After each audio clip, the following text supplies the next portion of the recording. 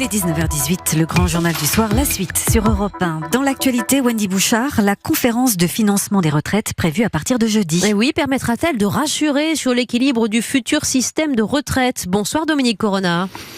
Bonsoir. Vous êtes secrétaire général adjoint de l'UNSA et négociateur des retraites pour le syndicat. Et il ne vous aura pas échappé l'avis vendredi du Conseil d'État qui a notamment critiqué un texte où les projections financières, je cite, restent lacunaires. D'abord, ces critiques, est-ce que vous les partagez aujourd'hui ?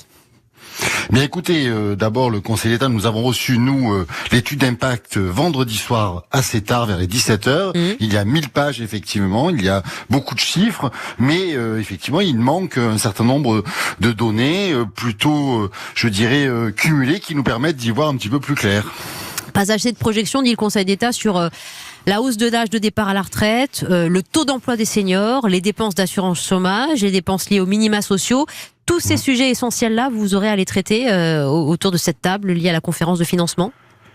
Oui, exactement, parce que alors le Conseil d'État effectivement dit qu'il manque un certain nombre de données, et pour cause, puisque il n'est pas encore tranché, par exemple sur la pénibilité, rien n'est encore totalement tranché. Sur l'emploi des seniors, la concertation vient de s'achever. Nous attendons impatiemment maintenant ce que va faire le gouvernement. Donc vous voyez bien quel état on se trouve, c'est-à-dire que il y a d'un côté effectivement des concertations en cours, et donc avec des décisions qui ne sont pas prises, et de l'autre côté une conférence des financements qui va avoir lieu. Il va bien falloir qu'à un moment donné, tout ça, il y ait une intersection et que nous puissions avoir des chiffres consolidés pour pouvoir travailler sereinement. Avouons quand même que la méthode pose un peu problème. Elle a d'ailleurs été avancée par Agnès Buzyn, qui s'est justifiée en disant que c'était un choix assumé du gouvernement que d'écrire au fur et à mesure ce texte, au fur et à mesure que les concertations aboutissent. C'est ça le paritarisme que vous revendiquez finalement, même si c'est peut-être parfois inconfortable et incommodant ?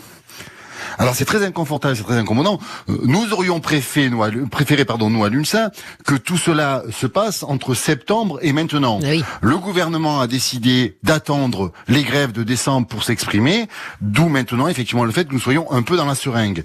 Mais quoi qu'il en soit, je vous le dis, lors de la conférence des financeurs, nous mettrons tout sur la table. Tout sur la table. Que ce soit effectivement les cotisations employeurs, que ce soit les cotisations déplafonnées pour les cadres supérieurs à 10 000 euros, que ce soit le fonds de réserve des retraites, que ce soit effectivement les conditions d'équilibre et d'âge. Tout doit être sur la table. Il faut trouver un compromis intelligent. Et pour ça, il va falloir que tout le monde fasse des efforts.